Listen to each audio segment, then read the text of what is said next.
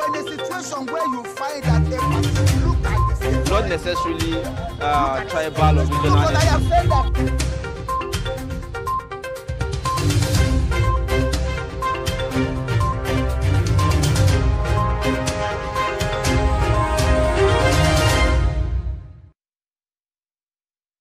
Welcome back, and thanks for staying with us on Trust TV's Daybreak. Right now it's time for us to take a look at the front pages of the newspapers to find out what's going on in the country. We'll start with Daily Trust newspaper, and this major story on the front page: Abuja Kaduna train 1 year after attack, full services yet to resume.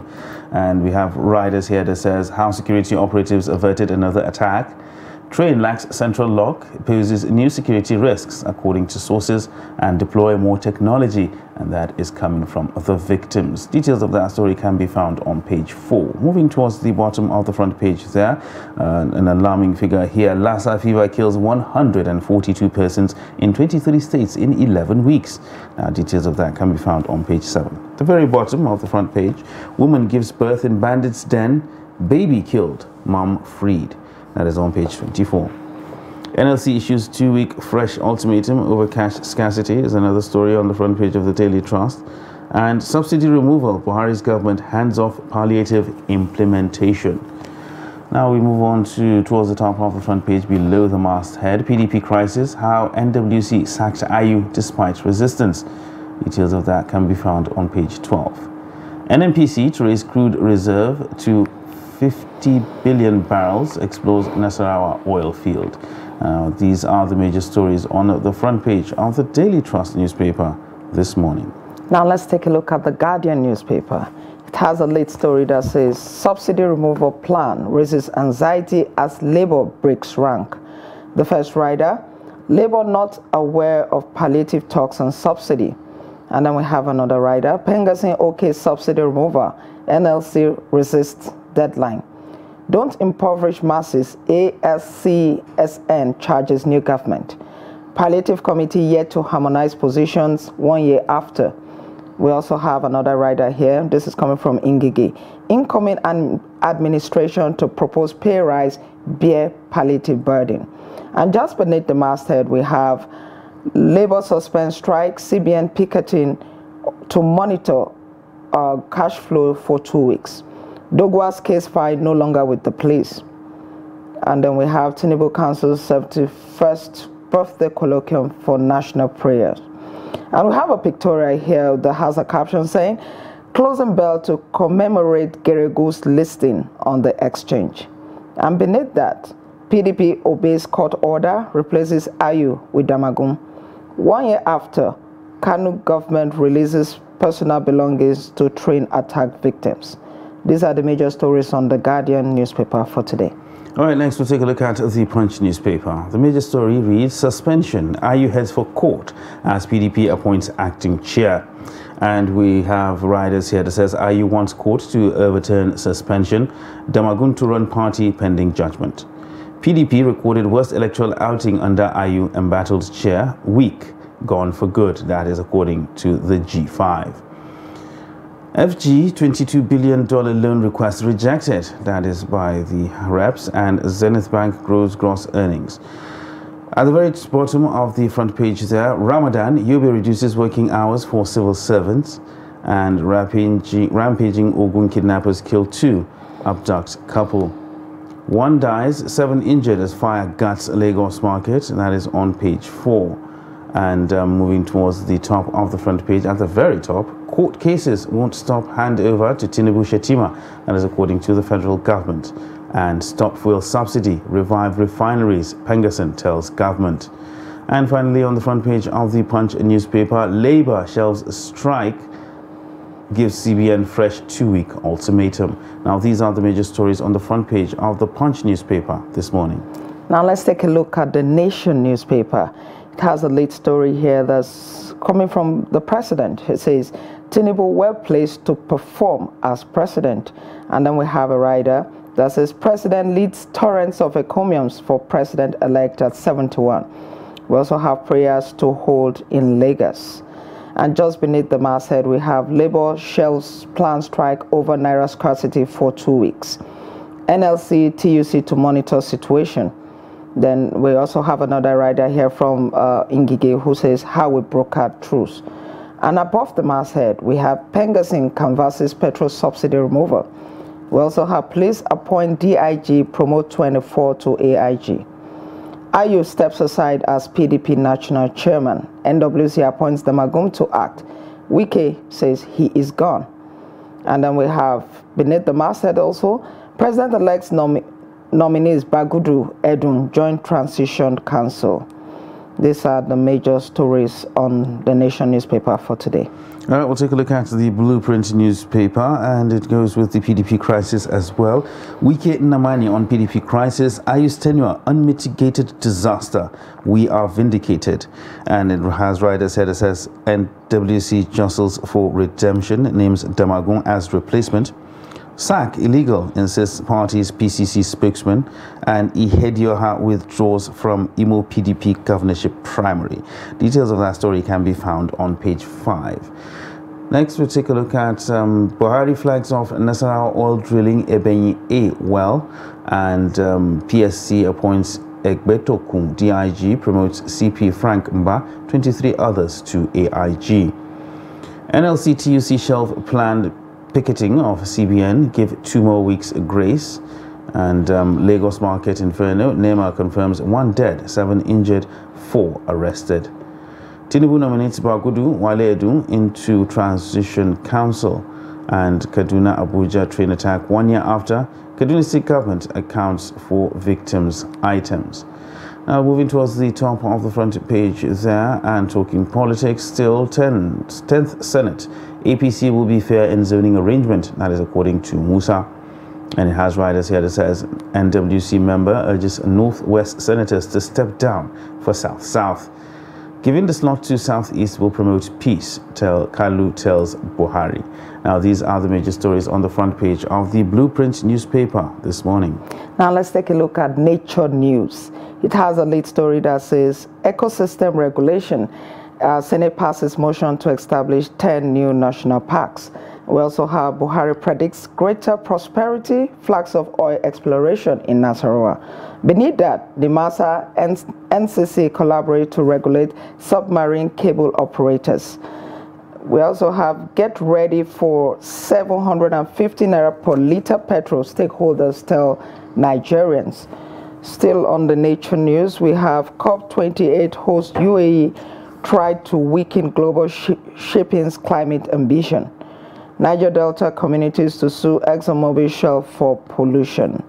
And just beneath the masthead, we have NIMET alerts Nigerians of possible rise in heat level. These are the major stories on Nature News for today. All right, and now with that, we conclude reading out the headlines on the front pages of the newspapers this morning, and it's time for us to dive deeper into some analysis of those particular stories. And to help us do that in the studio, we have former Director of News, Voice of Nigeria, Ben Shemang, who is retired but not tired. Good morning, sir, and welcome. Thank you very much. Surely the energy is there. Yes, it is evident. It is evident. Yes. All right. So let's dive straight into it. Let's look at the major story on the front page of the Daily Trust newspaper is talking about 1 year after the attack and the train attack, that is, and full services are still yet to resume on the particular train service. Now, this was something that was hailed as revolutionary when it came to the transport sector in Nigeria, and that serious security breach actually put paid to that. Is there any possibility that we might see these the service resume to where it was before the incident of last year? You see, when the attack took place, almost within 2 weeks, it appeared that time as if services would be restored, but people said that would be too insensitive to the families of victims and conscience of nation that was thrown into mourning, you know. So if that was the collective decision of Nigerians, the Nigerian government therefore felt they should keep it in abeyance. But the victims have all been set free now. We thought that even the spoiled track that has been kind of repaired I think the train should start rolling. But again, there are, if you check the riders to this story, they said the trains do not have central lock system of the gates. That is very, very critical. Now, if individuals are busy buying bulletproof cars, I think that our trains should also have these bulletproof facilities. If a situation where a train stops in a station and some people are likely to storm that place and begin to open the doors because they lack a kind of a lock or locking system, I think it is a thing that the security network, the engineering aspect, right from the Chinese companies making it. Look, because of the peculiarities of our areas of operation, these trains ought to have this.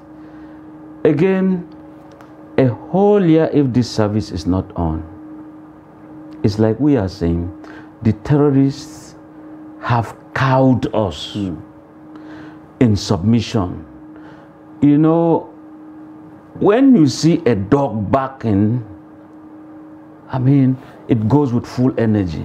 But by the time it coils its tail under its legs, it is total submission. You've defeated it. Boko Haram, ISWAP, look, terrorists cannot tell the Nigerian government by their own actions to hinder the trains from rolling. Nigerians need that. And we need to show them that the Nigerian security system remains the aggressors. Mr. They Sherman. take the words, just a moment, to these people. Because if they say we're going to destroy this, and you just cow down, you back down, of course they feel they are on top of you. So you have to be on top by being the aggressor. Take the war. Everywhere they're hiding, bomb them, strike them. That's just the truth. The president has said it as commander-in-chief. They don't need a trial. Somebody finish them. That's the truth.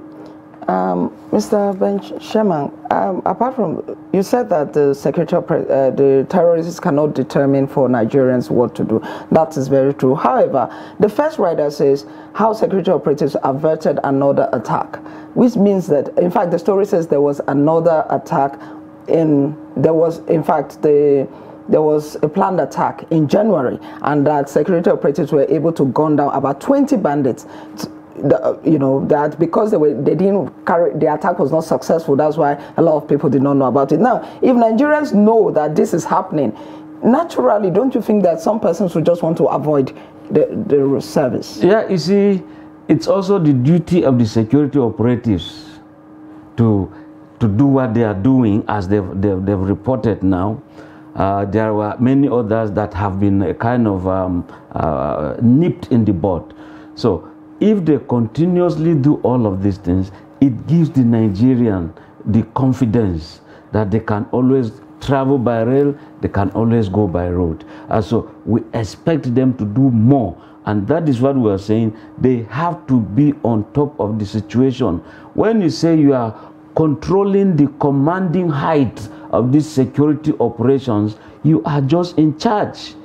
Any attempt to challenge you, like Apache would say, any attempt to challenge our will be met with maximum force. That's exactly what security operatives are supposed to be doing. There's no room for negotiation. Military, they are not diplomats.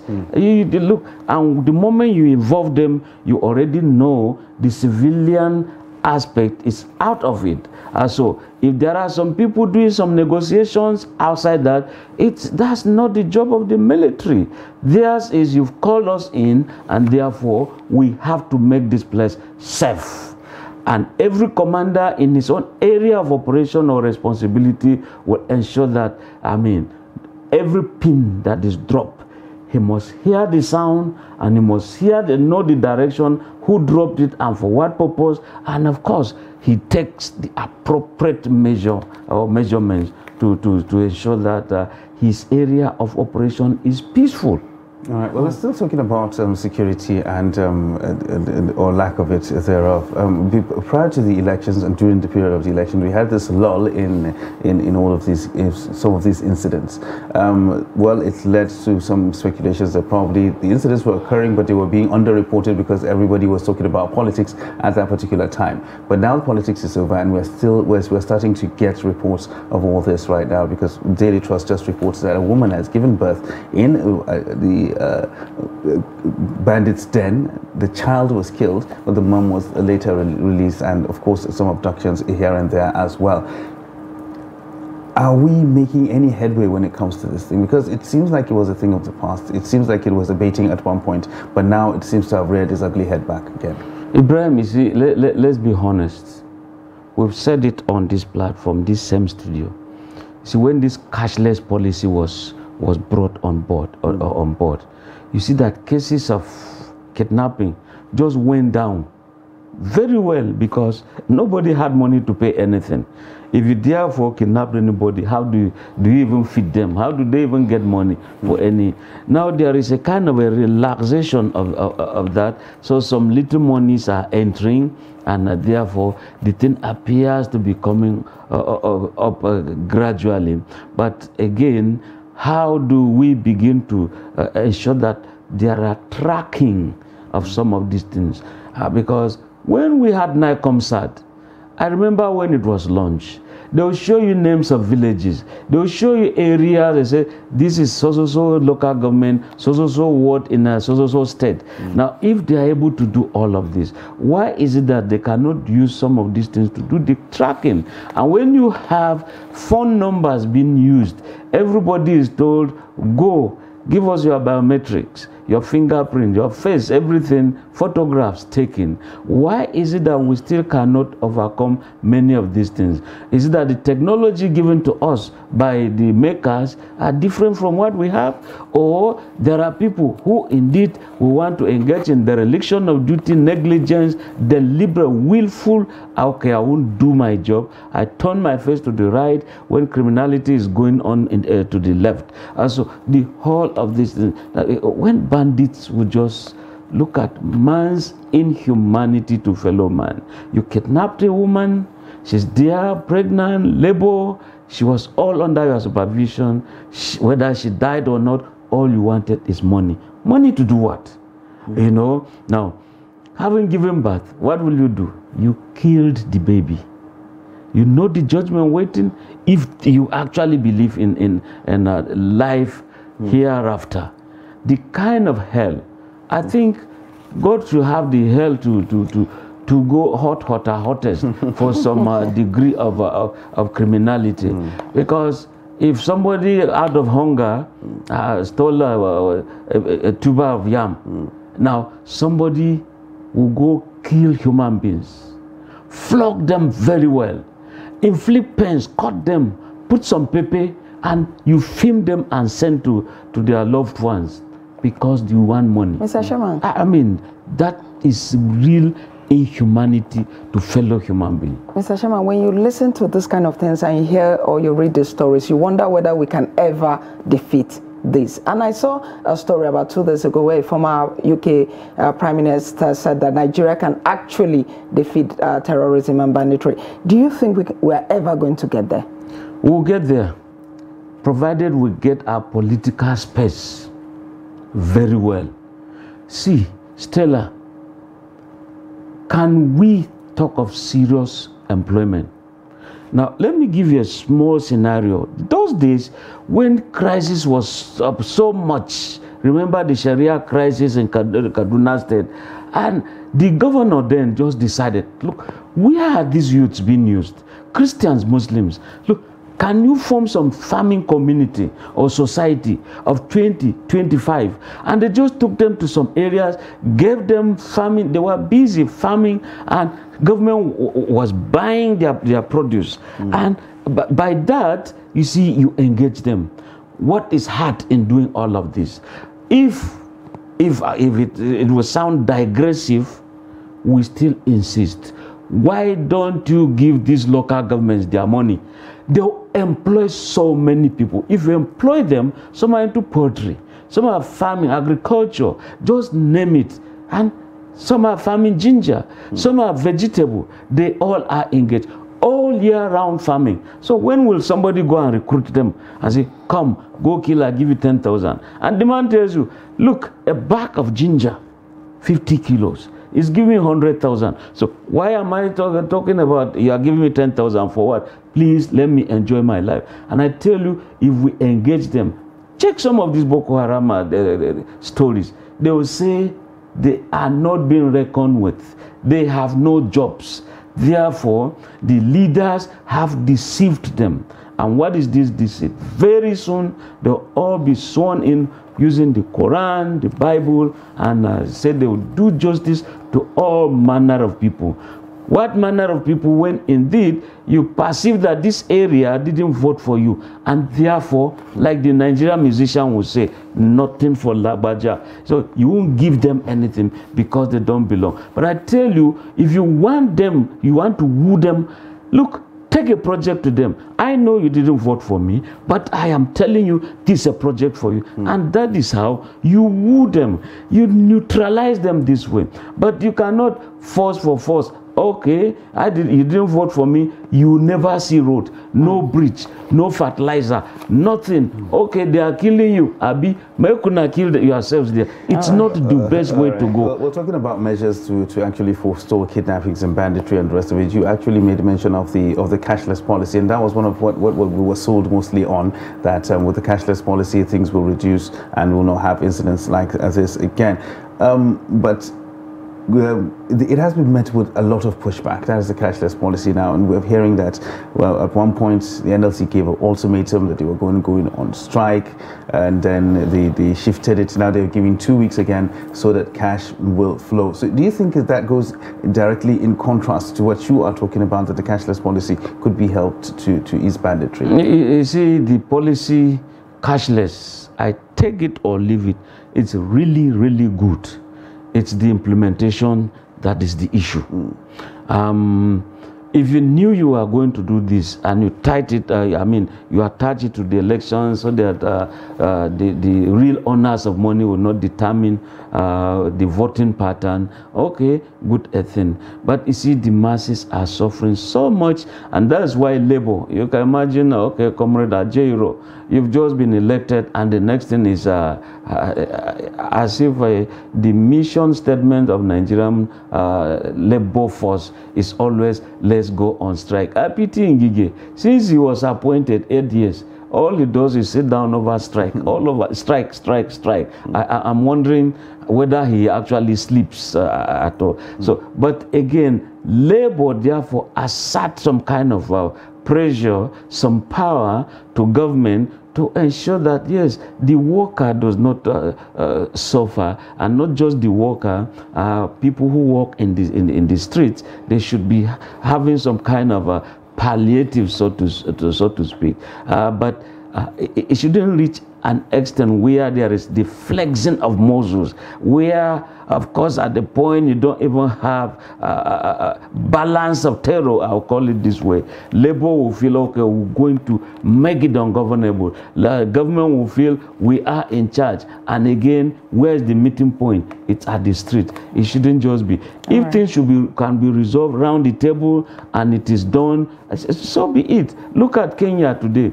Raila Odinga, you're busy leading. See how, he has reached a certain level. He's contesting. He contested against somebody you call his son.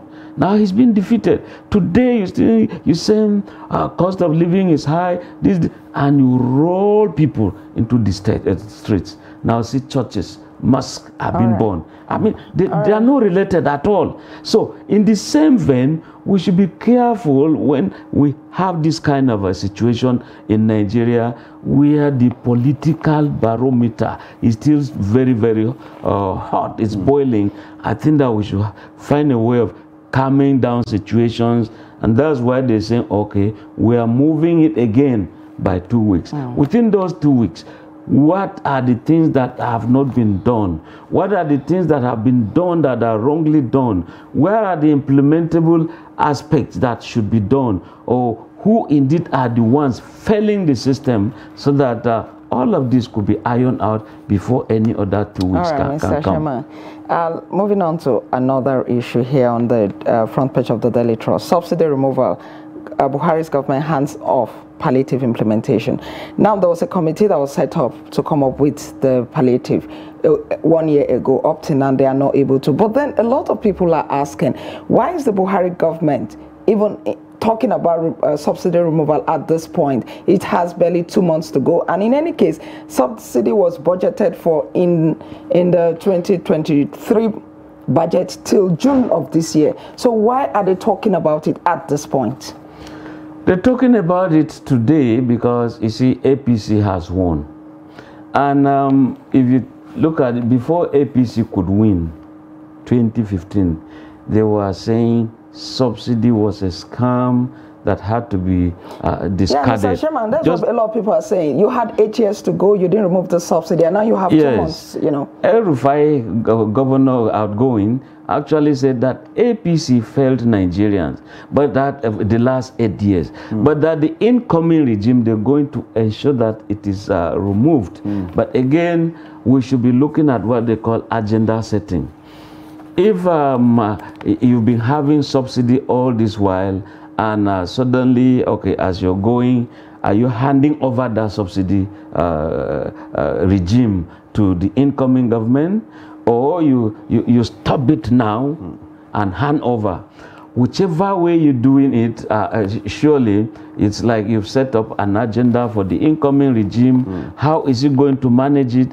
And that is why sometimes some of the utterances of even those around the president-elect, I think they are setting up an agenda for him that could be very, very hot in terms of managing Nigerians, in terms of profiling some to make them sound as if they don't belong to the country. So when you have the new president who will come on board only to meet some of these things, that will be very, very diversionary from giving us good governance. It's actually obvious that the new administration has a lot on its plate already before it actually comes in. Ben Shemang, thank you very much for coming on the show today, and of course we appreciate all the perspectives that you've given to these stories today. Always a great pleasure. All right, well, it's still Trust TV's Daybreak. We'll take a short break, and when we return at top of the hour, the show continues. Just stay with us.